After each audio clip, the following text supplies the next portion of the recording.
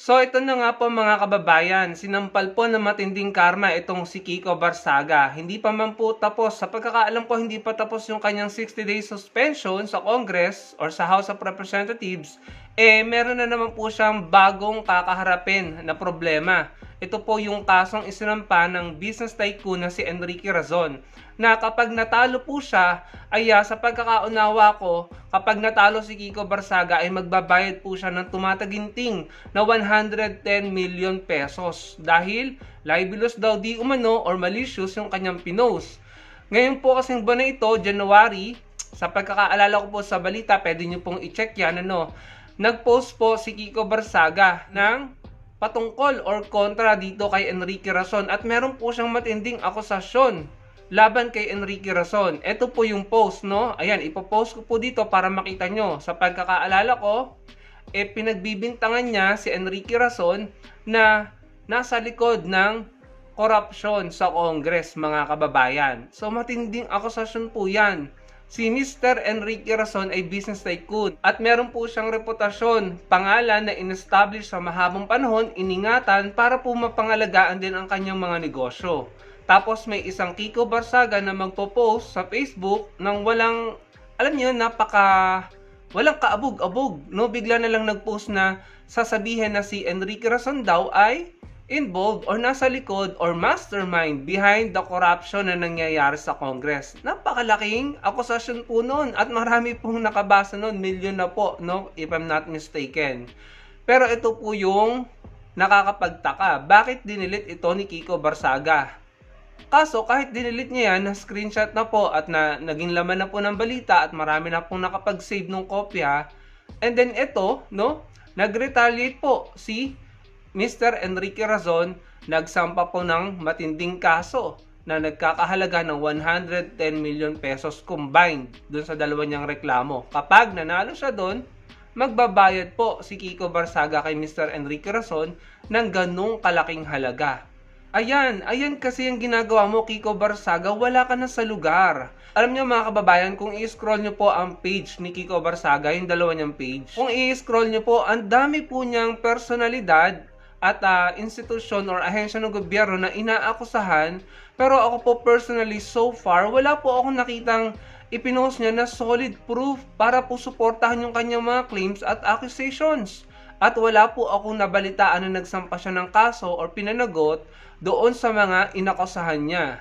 So ako po bilang ordinaryong Pilipino, ako po yung napapaisip na ito ba ay seryoso? Ito ba'y sincere sa kanyang pinoproject niyo yung kanyang sarili bilang anti-corruption?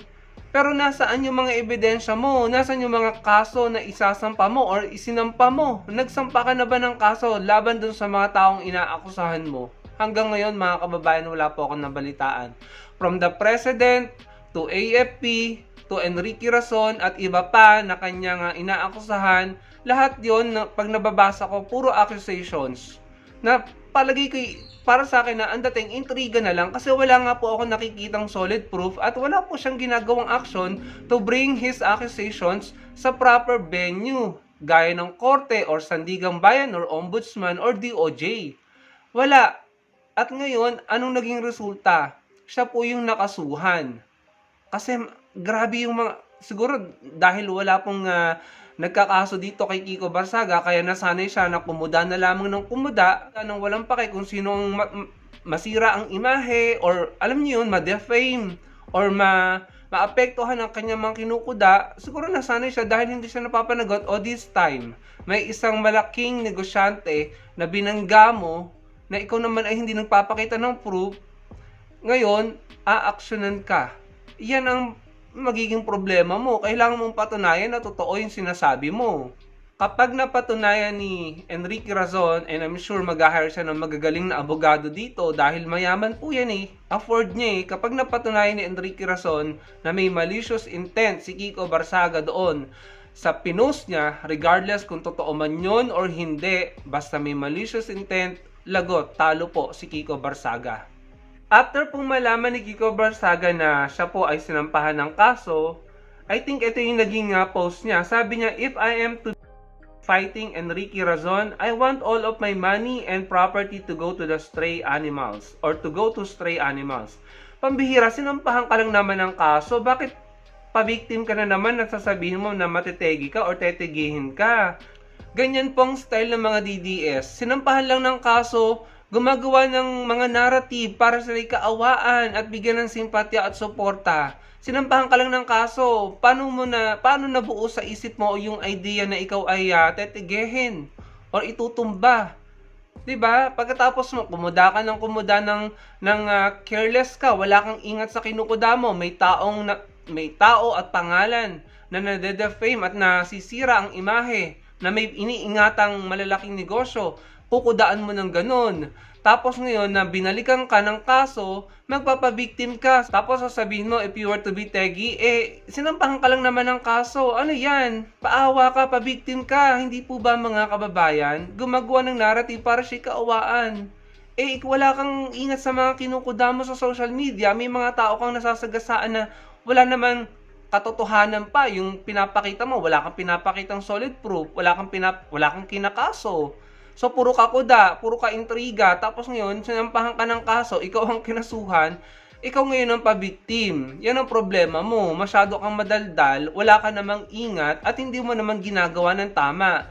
Alam mo, maa-appreciate sana ng taong bayan yung ginagawa mo, Kiko Barsaga, kung habang kumukuda ka ng kumukuda, ay ginagawa mo yung tama at yung dapat.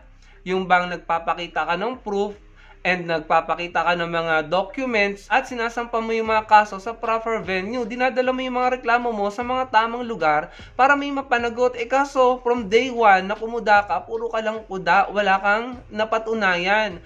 Ang dami mong sinabi kay PBBM, kaya sa AFP, sa Coast Guard, if I'm not mistaken. Pero hanggang ngayon, wala kang napatunayan. Yun ang mahirap. At mahirap ka talagang paniwalaan dahil apparently, nabasa ko sa mga balita at sa mga reaction, di umano'y ikaw ay part ng political dynasty at nepo baby ka daw. So, paano ka namin papaniwalaan na ikaw ay anti-corruption? Wala kang napatunayan. Kaya ngayon, yung mga taong naaapektuhan ng mga kuda mo sa social media, ay aaksyonan ka, papanagutin ka, at napakalaking halaga ang babayaran mo. Saan ka ngayon kukuha ng ganyang kalaking halaga? Kung meron ka mang ganyang kalaking halaga, saan galing yan? Neophyte congressman ka lang naman. Ano ba yung dati mong trabaho?